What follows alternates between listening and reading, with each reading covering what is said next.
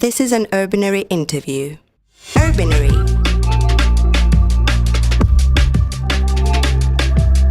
The podcast exploring how we understand and live urban spaces. Hello, everyone. Thank you for being here with us today. Today we have with us Professor Jeremy Gilbert. He's a professor of cultural and political theory in the University of East London. So thank you very much for joining us today and accepting for having this interview. So could you briefly introduce yourself to our listeners in terms of your research interests and how did you start working on platform capitalism?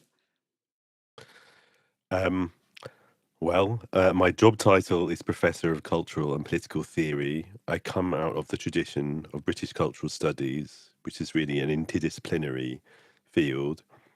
And I work on political theory, political philosophy, but also cultural theory and broad areas of social, historical, and political analysis.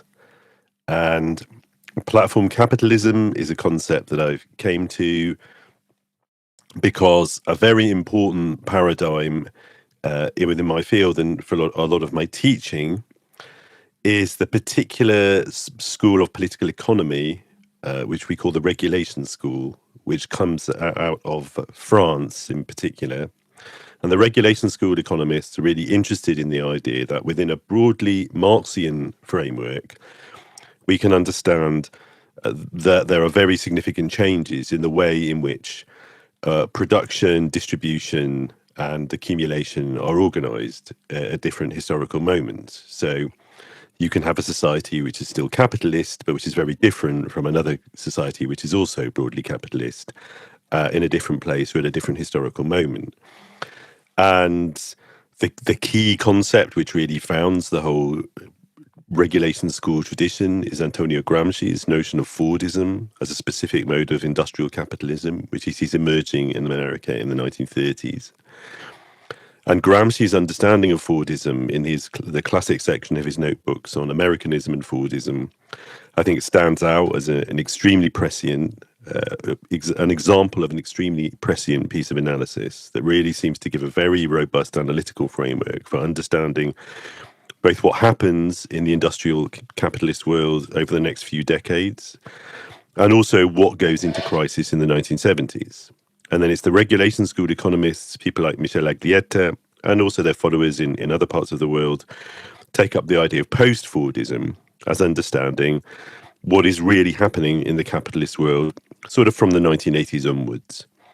And then for a long time, when I was teaching students on sociology programs, cultural studies programs, media studies programs, politics programs, I really found that this concept, the concept of post-Fordism, as a key concept for understanding what was going on at the level of politics, the level of culture, the level of the economy, and the way these things are all related to each other was very, very useful and powerful. This is from sort of the mid-90s through to about the 2010s. But I guess from around sort of 2010, it became clear that something was changing. And I actually conducted an interview along with my colleague Andrew Goffey, who's an academic based at the University of Nottingham. And we conducted an interview with a guy called Robin Murray. And Robin Murray is a very important British radical economist. And he was one of the people who really introduced regulation school ideas into the British left broadly in the 1980s. And we did an interview with Robin and we asked him, are we still in the era of post-Fordism? And he said, no, it's the age of platforms. And we thought, okay, that sounds about right. So I became very sort of interested in this as a broad paradigm. And then my friend Nick Cernicek published his little book called Platform Capitalism a few years after this, although Nick isn't really engaged with the regulation school in that book. But it's a useful phrase. It's short. It's easier to say than the age of platforms or whatever. Platform capitalism. And so some of the work I've done in more recent years, partly in collaboration with my colleague Alex Williams, partly on my own, has been about developing this idea of platform capitalism as a way of understanding the historical era that we're in now and the forms of capitalism that we're in now. And also as an alternative to some of the more grandiose claims that have been made about the nature of contemporary political economy. So I would say one of the things that according to the language of the regulation school, Fordism, post-Fordism, and now platform capitalism, they are all examples of what we can call regimes of accumulation. They're broad systems according to which capital accumulation, capitalist profit making is conducted, which can change quite dramatically from one epoch to another as the technological affordances change and as the political and social circumstances change. But one thing that's typical, I think, of shifts from one regime of accumulation to another is that as the regime of accumulation changes, you will get commentators getting very excited by this change and claiming that what we are witnessing is in fact the end of capitalism altogether, the transition to some completely post-capitalist phase of history. There's been quite a lot of, at least in the English-speaking world and in the French-speaking world to some extent, there's been quite a lot of attention over the past few years on claims that we are now in the era of techno-feudalism, some kind of new feudalism. And I would say, well, actually, if you actually look at the historical changes which people who claim we are now in some kind of neo-feudalism are talking about, they are changes at the level of the regime of accumulation. They're not really changes at the level of the mode of production in classic Marxian terms. So I think it's a particularly useful concept in that way. So broadly speaking, I think it's a really useful concept for thinking about what's changed at the level of class dynamics, what's changed at the level of technology, what's changed at the level of everyday life, what's changed at the level of culture and politics, broadly in the capitalist world, if that makes sense. Mm-hmm. Thank you very much. So would like to ask you what, if you can define post-Fordism for our audience, let's say outside academia, in perhaps broader terms. Sure. So Gramsci introduces this term Fordism in the 30s, and he's talking about the fact that really what's happening in the United States at that time looks like the emergence of a new kind of capitalist society, and it's one that is characterized by a number of different features, including the forms of highly mechanized industrial production, which the Ford Motor Company are developing in their factories in Detroit. But it also includes the fact that the Ford Motor workers are paid quite well, and the fact that the industrial production in those plants is being carried out to service a mass consumer market rather than a luxury market. But Gramsci also refers very presciently to a number of features of the emergent form of capitalism. He's talking partly about the New Deal project in the United States, so something like the emergence of a modern welfare state. But he also points out that the level of the segregation of gender roles becomes exacerbated in these new factories compared to earlier experiences of industrial capitalism. So he points to all of these things as being connected.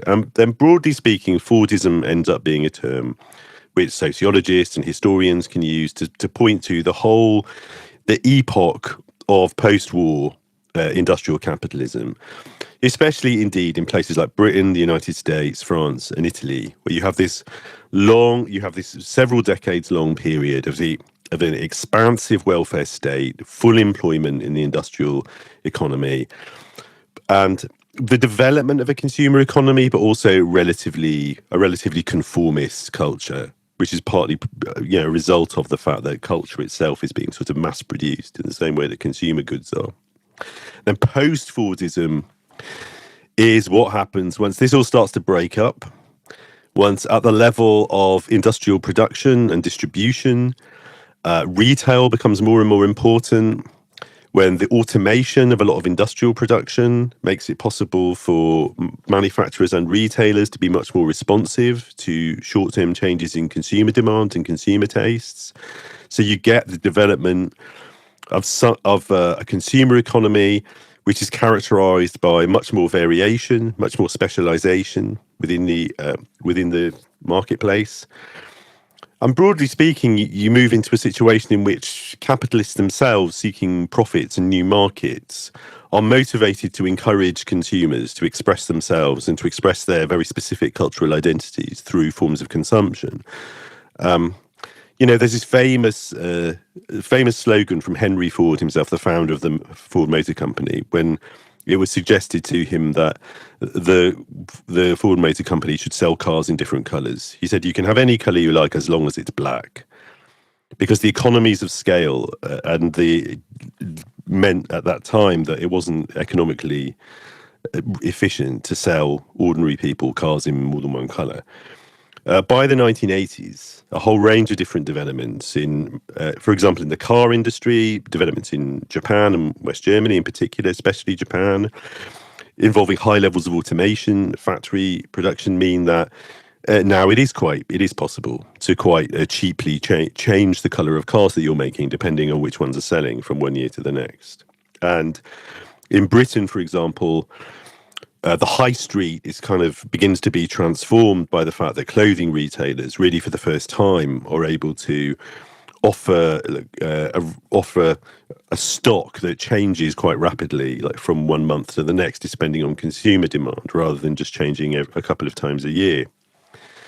It's Benetton. It's the retail chain Benetton, which was manufacturing most of its stuff in northern and central Italy, and smaller with these kind of networks of smaller producers, that was really understood as symbolising this shift. And all of this ends up giving rise to a form of capitalism wherein you have a lot of different sort of cultural and social changes compared to Fordism.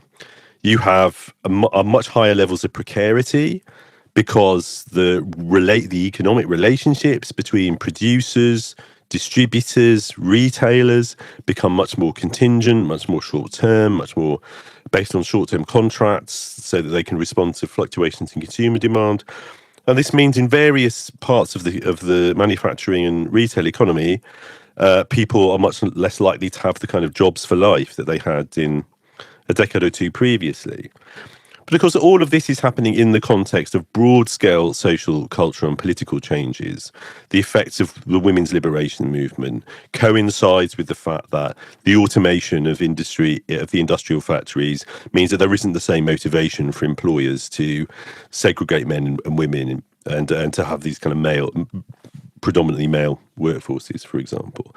The political success and cultural success of anti-racist movements contributes to a culture wherein there's a much higher toleration of a diversity of lifestyles and cultural identities, and the same is true at the level of cultural politics. So the question of what gives rise to post-Fordism is a whole other question we probably don't have time for today, because I don't want to there is a very deterministic view which says that all of the changes that we're familiar with, the cultural revolution of the 60s and 70s, women entering the workplace, etc., the emergence of a multicultural society, that all of this really is just an effect of manufacturers moving to a situation where they want everybody to express their niche cultural identities through consumption. But I don't think that's quite right. I think it's more the case that's part of what happens, but a big part of what happens is also the women's liberation movement, movements against racism, movements by young people and young workers for greater levels of self-determination. But whatever the cause, this all produces a situation by the sort of 1980s and 1990s where we are in a situation that the political economists in this tradition are referring to as post-Fordism.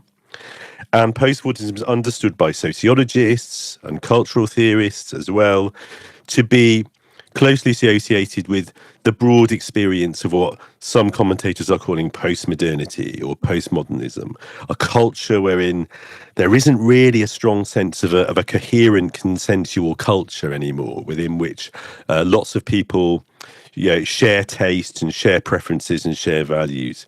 So to put this very crudely, in a country like Britain, where I am, you've moved from a situation in the 1950s where lots of people have very similar lifestyles, lots of people seem to have very similar kinds of jobs, and people are consuming very similar types of media. For example, everybody is going to the cinema at the weekend to watch the same movies, to a situation in which say there's people are consuming very different kinds of media depending on what kind of cultural group they belong to. There's lots of different genres of popular music. There are the style tribes among young people. There's this much more plural culture, and in some ways, this produces this produces a high level of cultural plurality and freedom, but it also poses some real problems insofar as it's very difficult to establish any kind of consensus at the level of national politics, for example, in terms of what kind of society you actually want to live in.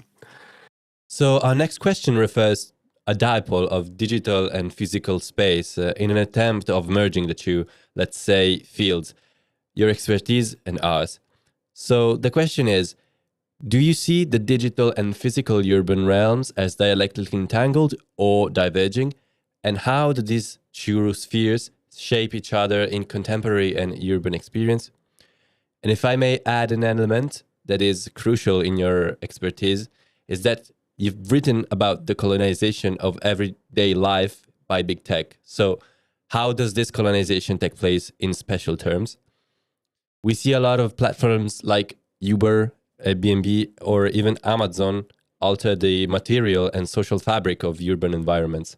So can we still think of urban form as an autonomous entity from platform logic?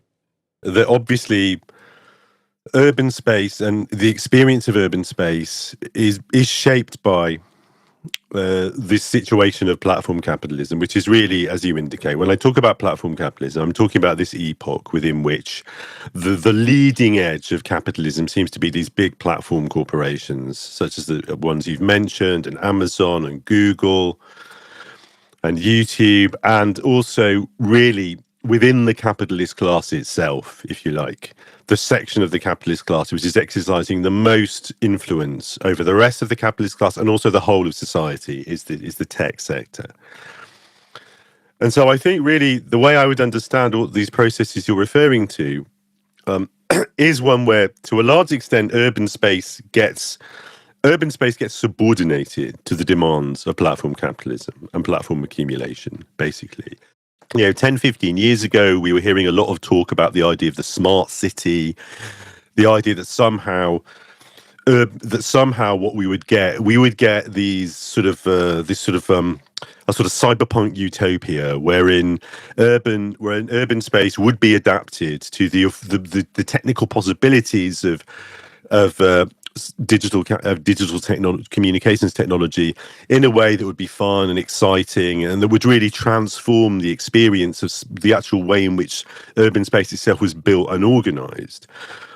I think if you think about what's actually happened in most places, it's not really that. What's really happened in most places is the existing infrastructures which developed mainly during the eras of Fordism and post-Fordism have been sort of colonized actually by the demands of platform capitalism. So you look at something like Airbnb.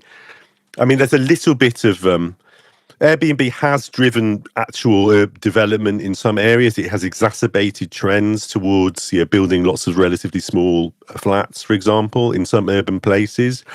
But those are existing trends which were also being driven by neoliberal patterns of household organization and by the general drive for rents, for high levels of rent, high levels of profits.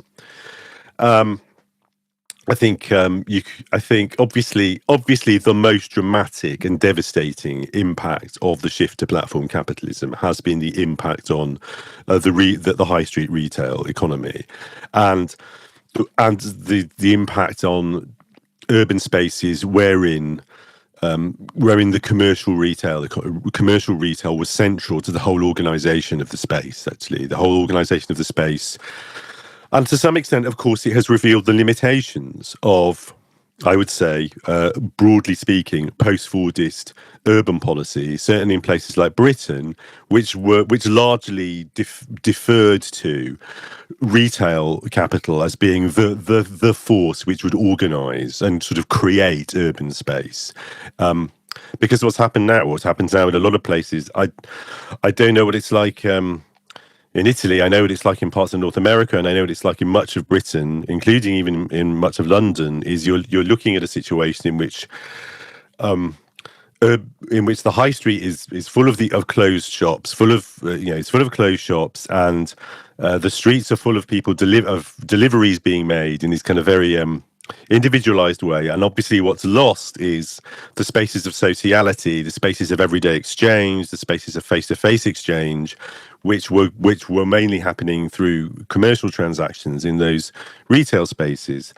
But I would say you could go back, you could say, well, this is partly this is a problem because we should never have allowed the retail economy to be the only thing which provided spaces of social interaction within urban space. And that is something that happened. Certainly that is something that happened in a lot of places in Britain after the 1980s. So I think obviously you can see the way in which these things all interact with each other very importantly. In terms of whether what's happened at the level of urban space has itself had impacts upon the platform economy, so that we can talk about a properly dialectical process, I would say really at a very basic level of political economy, of course, one of the most notable features of the global capitalist economy and the capitalist economy in many places since the 1980s has been the increasing power and influence of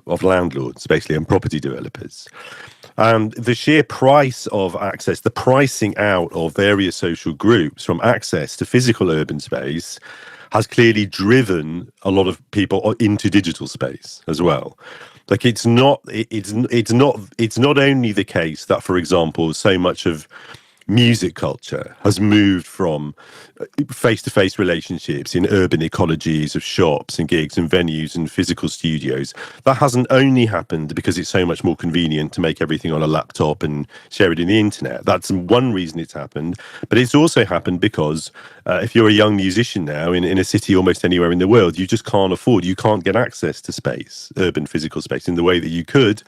And that's because urban physical space has been taken over by developers looking to make high profits out of accommodation. So, yeah, absolutely, there definitely has been an important sort of dialectical relationship between those things that has really driven the acceleration of platform capitalism and has contributed to the hollowing out of the social dimension of urban space, I think. I would like to draw from your points about the power then that these digital platforms provide for landlords and retail owners and these kind of, let's say, stakeholders. Do you think that urban planning as a discipline is structurally capable of responding to these spatial inequalities? And here I mean in terms of that, back to the school of regulations, when we talk about that, and that, like, because now we are talking a complete different realm at the moment. It's not now just designing or creating space. Now we are talking about the two different realms that are affecting each other. Do you think urban planners should be equipped with more tools or more interdisciplinary approach in terms of planning, or what kind of ideas do you have towards this? Okay. Well, I can't comment that much on the way in which urban planning is taught, as a discipline or carried out as a discipline, because the only urban studies or urban planning people I would ever meet are highly interdisciplinary in character. So I don't know what the others are like. But I would say, broadly speaking, urban planning, like any area of policy development, like any discipline which is concerned with policy development, can help to address these issues to the extent that it is conscious that policy outcomes are not just the consequence of rational, intelligent decisions being taken by policymakers. The policy outcomes are always the outcome of the interaction of competing social forces. They are an effect of what Gramsci would call the balance of the relations of force. So, of course, radical strands of urban planning, radical thinkers about the nature of urban space, going back at least to Henri Lefebvre, have always been conscious of this, have always been conscious that, you can only get the city you want if you're prepared to fight for it, and if you're prepared to work with the social forces who have an interest in and a stake in getting the city that they want. And I think there is a very urgent question now for urban planning to be asking, which is, well, we're not going to get the city we want just by having lots of little boutique shops. It's not going to happen. I know, we all know that's what politicians want, because it's an easy solution. Like, a lot of the time, it's easy, sounds good, but it's not going to happen. Like, we're not, apart from anything else, just the convenience of digital retailing, of platform retailing, is too much to expect consumers to kind of pull away from it. So if we want livable urban spaces that don't feel like a sort of apocalyptic wasteland, then we're going to have to achieve those for reasons other than an economic rationale. There isn't an economic rationale anymore. There isn't an economic rationale for the commercial high street in the way that there was. So if you want something like functional urban spaces of exchange and transaction and interaction face to face in urban spaces, then we're going to have those things because we believe that those are goods in themselves. That's what I would say, because they are good things to have. And that's going to have to be the basis for effective policy development. So yeah, I think urban planning could have a role in that, but I think one has to accept that that those kind of outcomes are only going to come about as a result of political processes. They're not going to happen just because you persuade some people that they're a good idea, and they're absolutely not going to happen. They're not going to happen out of the good intentions or the profit seeking of property developers.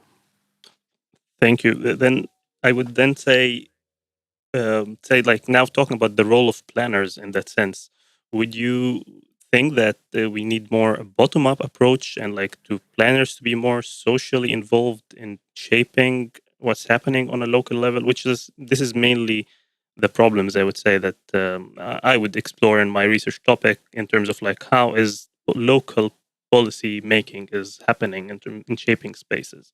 And in the other part of the question would be then, in the economic part, that yes, policymakers, and a lot of this discussion is happening a lot on the economic level, which I would say this is why, like, as a result, we have this closed shops. We have like how like the apartments are changing in terms of as a consequences of that. So don't you think also that, like, from the economic level, the spatial aspect is a bit neglected in that sense, that they are only looking at data, looking only at increase of GDP and sort of this kind of numbers that they are analyzing? Well, yes. Well, to take your second question first, yes, I do. I think it's a really good example of a phenomenon whereby it's quite clear that what is happening is not what most people want. And most people don't want to be living in towns and cities where all the shops are closing down and they're not being replaced with anything. They're just boarded up. No, people don't want that. But you can't not have that simply by pursuing the conventional logic of economic development. You can only not get that by pursuing some kind of a genuinely democratic project of enabling communities to participate in determining the outcomes that they want. And yeah, and absolutely, planning should be part of that. And there's a very honourable tradition going back to the early 20th century of, especially in parts of Latin America, of urban planning, of radically democratic urban planning being involved with those kind of processes. So yes, of course we do need more bottom-up processes. But of course that's also true. That's true in every area of life. That's true in media production. That's true in general political administration, that we need these things. And I think it's partly a question of realizing that those kind of democratic processes are not just nice. They're the only functional alternative to effectively allowing like a few dozen guys in California to decide like what our lives are going to be like. There isn't anything else you can, and there isn't another thing you can do apart from deepen and radicalize democratic processes, because any other kind of any other procedure is not going to be able to sort of robustly shape outcomes. And I think it's also, it's also notable that there's pretty good evidence, I think, that if you go around asking people like what kind of towns and cities they like to be in and they like to look like, you'll find, that in the places that people point to as examples of highly desirable urban space, places like Barcelona, then you will find that there is a history of democratic and community involvement in planning in a way that there isn't in other places.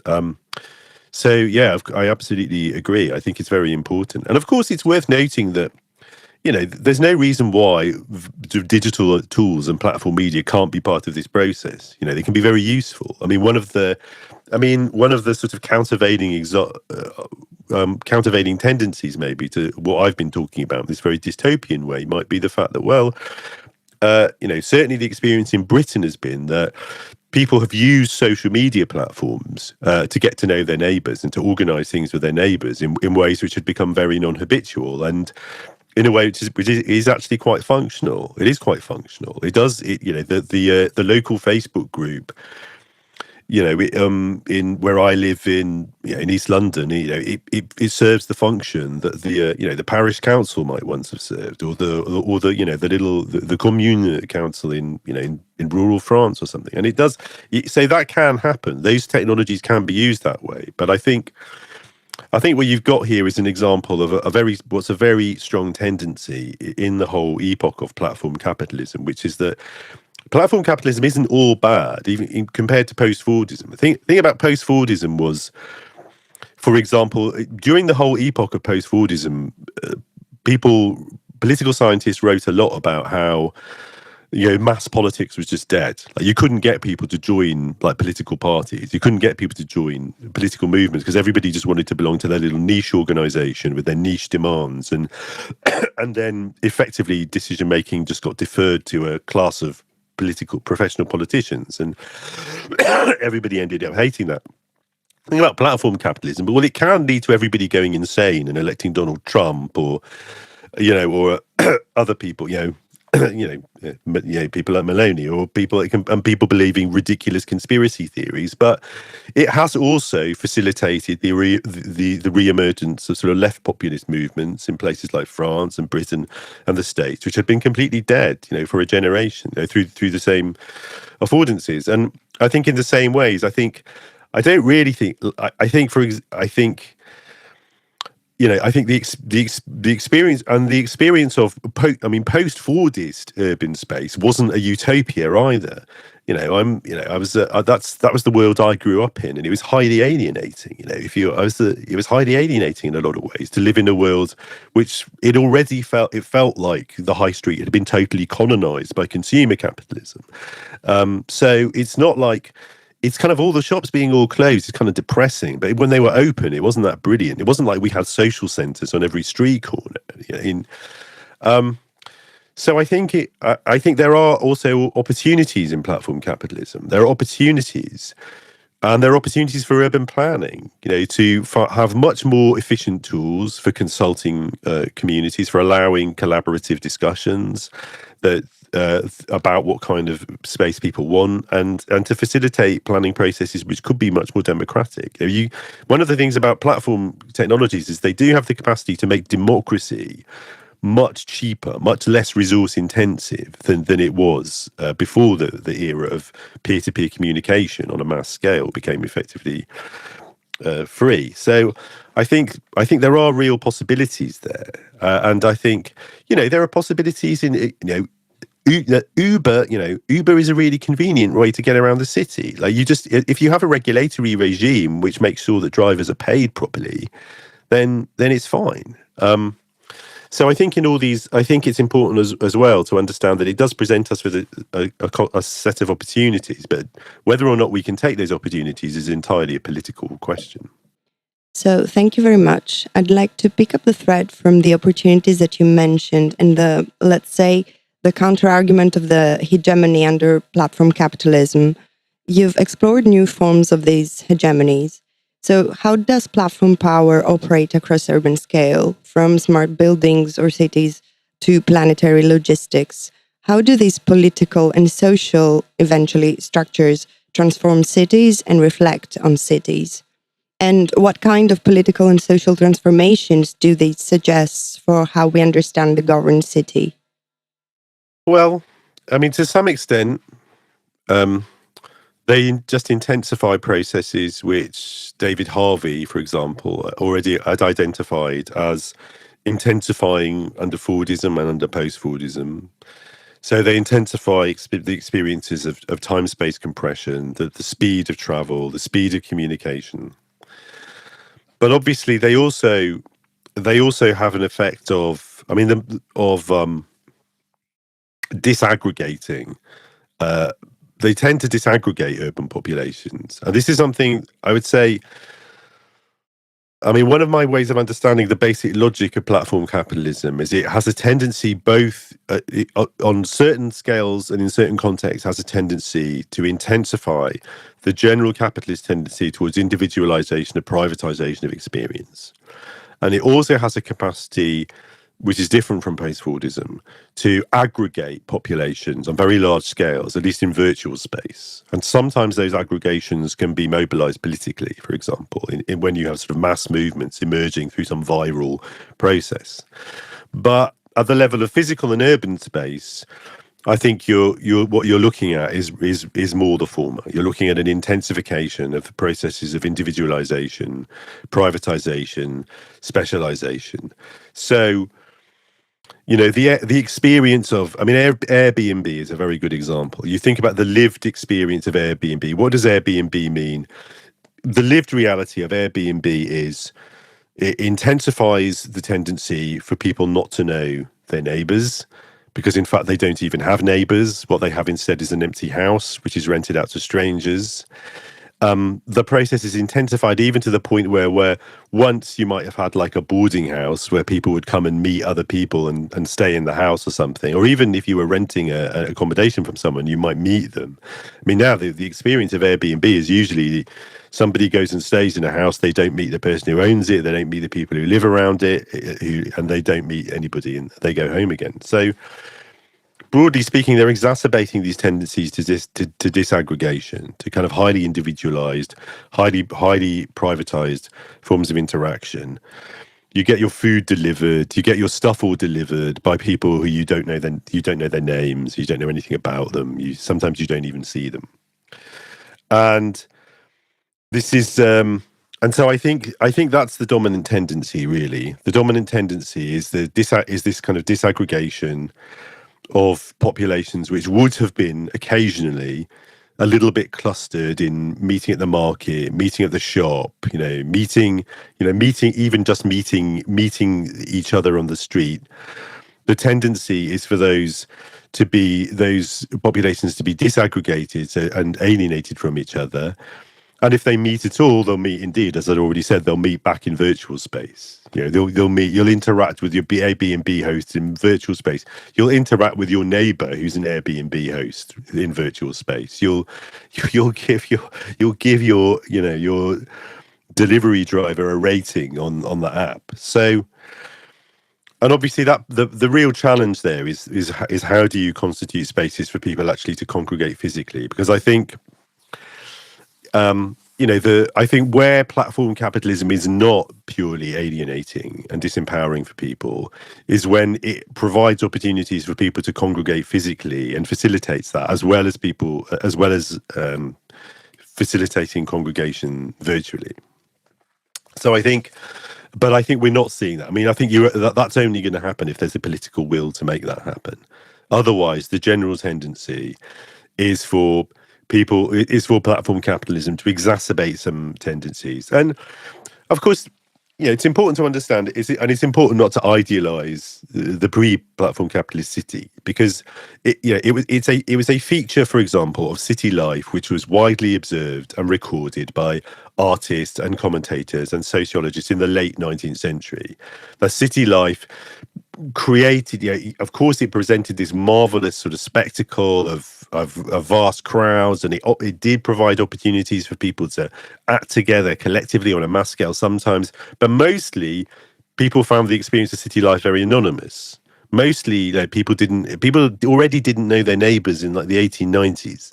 So people like George Simmel, the German sociologist, they're already writing about the fact that, what it means to be an urbanite, to live in the city, is you have to have this very kind of slightly cynical, sort of ironic relationship to people, because you can't really have emotional intimacy with people, because you have to be protecting yourself all the time emotionally from kind of being surrounded by so many people. So And to some, and I think you can say that, and this is typical of capitalism generally. Actually, that there are usually at least two things happening at the same time. There's a tendency to bring lots of people together in large groups, but there's also a tendency to have those people not really have relationships with each other and to treat each other as a kind of army of strangers.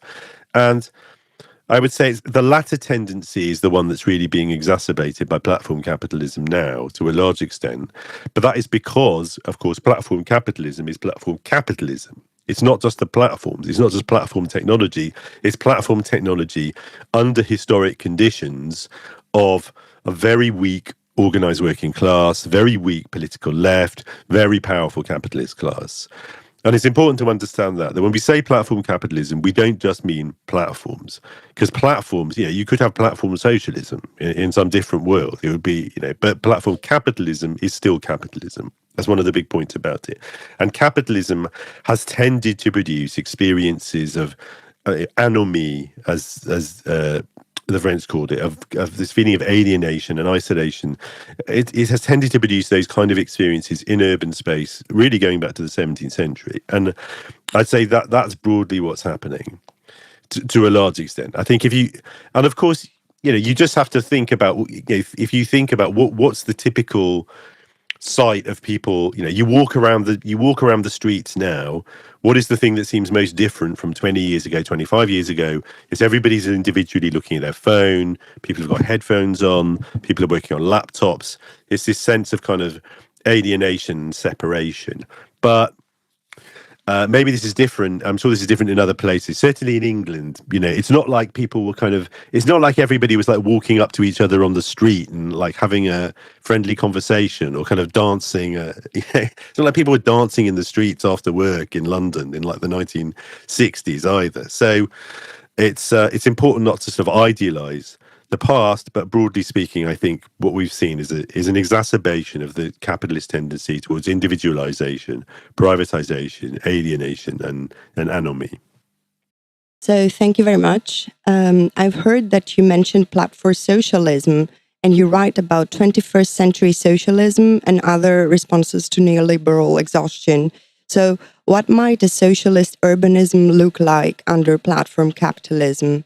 Because we see a lot of private, let's say, initiatives or investments globally, even in the city scale level. So can this logic of smart cities or digital infrastructure be reappropriated or radicalized even towards egalitarian goals? Yeah, it could be. I mean, at least some aspects of it could be. I think to a large extent, a 21st century socialist city would not be that different from the socialist city as envisaged by some radicals in the mid-20th century. It would be one in which the right to the city, the right of everybody to the city, and the right of the collective to the city is the thing which is primary, which really takes precedence. And but I certainly think, for example, what is a utopian socialist demand for the city? I mean, I think, for example, to put it simply, we should have social centres in every neighbourhood. There should be places in every neighbourhood where all members of the community can congregate. They can be used for various kinds of gathering. They can be used for artistic performances. They can be used for political meetings. There are facilities for children to play. It's the historic ideal of the social centre. And there's all kinds of ways in which platform technology could be used to make the management of those things much easier. It could be used to make the access to them much easier, more transparent. I think historically it's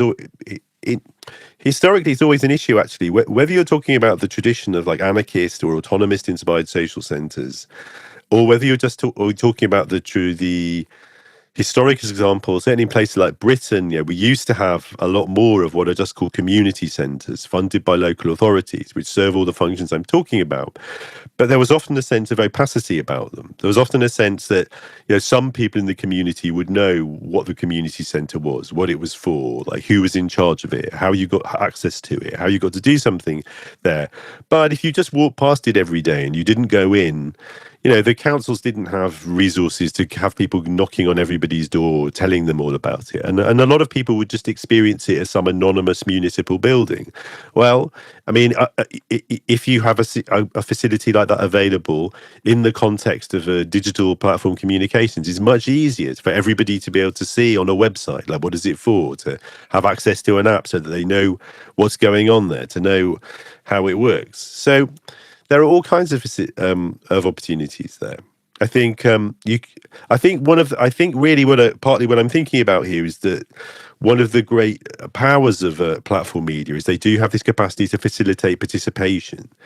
You think about one of the classic utopian, egalitarian, democratic desires for people in urban spaces to have access to horticultural land, to have community gardens, to have allotment and this kind of thing. Again, certainly the experience in Britain is, well, those things exist. They've always existed, but a lot of the time people don't know how to get access to them. They don't know how to participate in them. They seem to be something that somebody else is doing. So there's a huge capacity for these technologies to be used to make those sort of facilities participatory for people and to give people access to them. And of course, just to give people access to decision making, to actual physical processes of decision making. I don't know the situation anywhere else. In Britain, I mean, there's local government. I mean, local government doesn't have a lot of power in Britain and doesn't have a lot of resources. So people tend not to be very involved with it locally. So, but also, therefore, local authorities themselves are often very keen to get people involved, and they will run experiments in participatory budgeting and community consultation to try to get people involved and to give people a stake in the management of the community. Now, of course, the thing that would really get people interested was if local municipalities in Britain had any actual control over their budgets, which they don't. So that would get people more interested. But also, again, those forms of democratic participation, historically, notoriously, they tend to be only available to people who've got the time to spend, people who don't have caring responsibilities, people who don't have work full time. And platform technologies have all kinds of capacities to make those forms of participation much more accessible to people, much more available to people. So I think. I would say that would be the main answer to the question. Like, what would a 21st century socialist town or city look like? How would it use platform technology? It would use it to facilitate participation. But in other senses, it would look like the utopian town or city as imagined by socialists and ecologists and anarchists going back to the 19th century. It would still look like. It would look like a city which didn't feel, or a town which wasn't alienating, which had a lot of green space, which had a lot of public space, had a lot of public facilities, libraries, this kind of thing. Art, cultural facilities, communal meeting spaces. My friend Nadia, one of my friends is really obsessed with the tradition of socialist canteens in some European countries. She said that she always says we would have meeting places where you could just turn up at lunchtime and eat with your neighbours before going home again. I think that's a really good idea. And again, probably it would be much easier to popularize something like that if it had a website and an app, and you could see what was on the menu and know what time to turn up and eat. So I think the use of platform technologies would be mainly a way of facilitating access to and participation in types of communal facility, which socialists have been trying to build in towns and cities since the 19th century.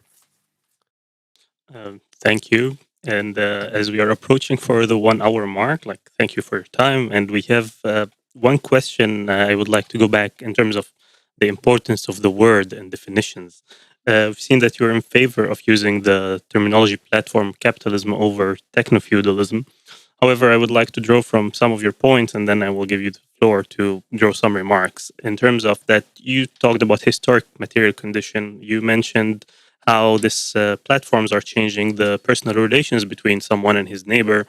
You talked about the power that landlords have over certain places. So there is a change in terms of what is shaping in like the orthodox Marxian theory? What shapes an era in terms of like the social relations, the modes of production, and this kind of definitions? What makes you refuse a bit to go into that we are in a totally new era? Well, I would say the first answer is simply that the process, which is organizing all the other processes, is still a process of capital accumulation. Basically, that's the basic. You read Marx, you read the whole 3 volumes of Capital. What is it all about? It's about capital accumulation, and capital accumulation is a specific type of economic activity. It doesn't just mean profit, and it certainly doesn't just mean rent extraction, and it is definitely the case that, for example, what both property development corporations and Google are engaged in is still capital accumulation. And it's still primarily accumulation through the exploitation of labor, although a lot of that labor is now in places like China. And the arguments for this being a totally new era, well, there are 2 types of argument, really.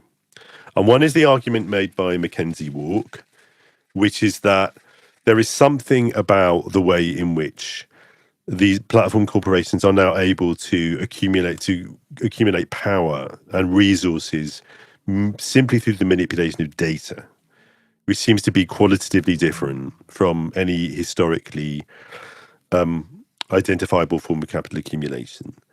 Now, I have some sympathy with that idea, but I am also very conscious that arguably the greatest historian of capitalism, the French historian Fernand Braudel, argued decades ago that the very beginning of capitalism was not industrial production. It was, or even colonialism. For him, it's the trading of promissory notes by merchants in Genoa.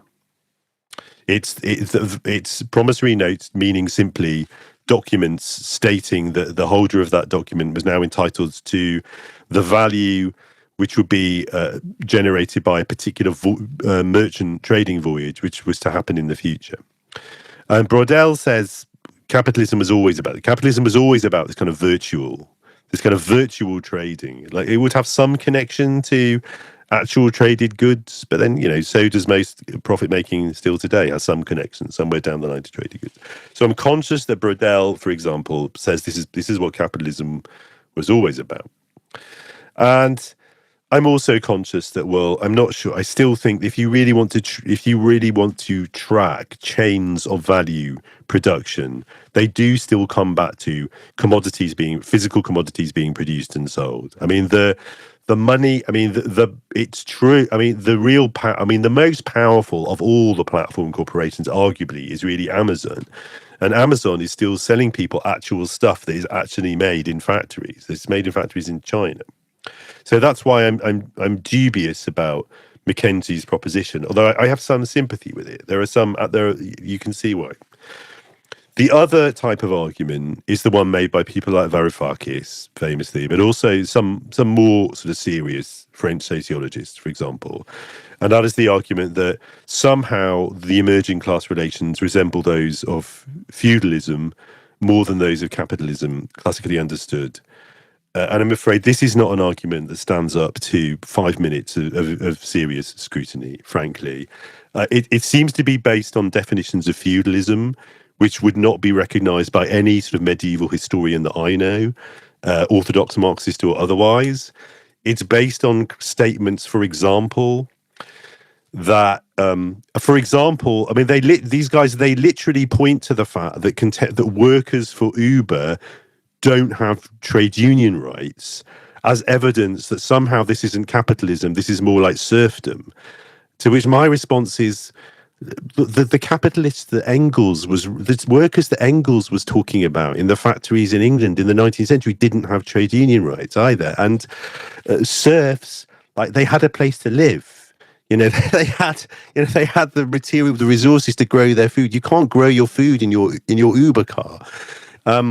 So it just seems to be based on nonsense. I mean, to be honest, I have read most of this literature from the French and English-speaking writers, at least, and but they don't seem to know anything about 18th or 19th century like political economy at all. But they seem, when they talk about capitalism, they seem to just mean like Fordism, actually. They seem to just mean like 20th century industrial capitalism. So they don't even really seem to understand what it is that Marx was writing about when he talked about the capitalist mode of production. And they certainly don't seem to know anything about feudalism, about medieval society. They don't seem to, for example, they massively overstate the levels of accumulation that the feudal aristocracy were actually engaged in. You know, feudal aristocrats didn't live a very luxurious life. They didn't live a very luxurious compared to like Roman senators, like 1,000 years earlier, compared to the merchant princes in the Italian city-states, and compared to later capitalists. Like your typical feudal lord, like lived, you know, he had better weapons and a bigger space, but he ate more meat. But apart from that, he didn't live that much better than a peasant, as we would see it. So I think they're just completely wrong. I think they don't know what they're talking about, to be honest. I think I understand. It's a suggestive language. Yeah, we're like serfs as opposed to what? As opposed to unionized workers. Well, that's true, but so the feudalism argument, I'm afraid, the neo-feudalism argument, it just doesn't really stand up to any sort of critical scrutiny. But Mackenzie's intuition, there's something very, very weird is going on when guys they really can just sit there owning like a giant server and make billions of dollars from it. I mean, she's not wrong. Something really weird is going on. I think Brodel would say this is just the fundamental nature of capitalism reasserting itself. But and I think you've got to say why you think that's not right if you want to defend that position. But yeah, we should pay attention to it because she might be right. She might be right. Maybe this is the leading edge of a whole new mode of production. We wouldn't be able to tell for another 100 years anyway. So. Okay, thank you very much, Professor Gilbert. You've given us a lot to think about. Thank you very much for your insights. Thank you. Thank you very much. Very interesting conversation. Urbinary is produced in collaboration with Polyradio and the Department of Architecture and Urban Studies at Politecnico di Milano.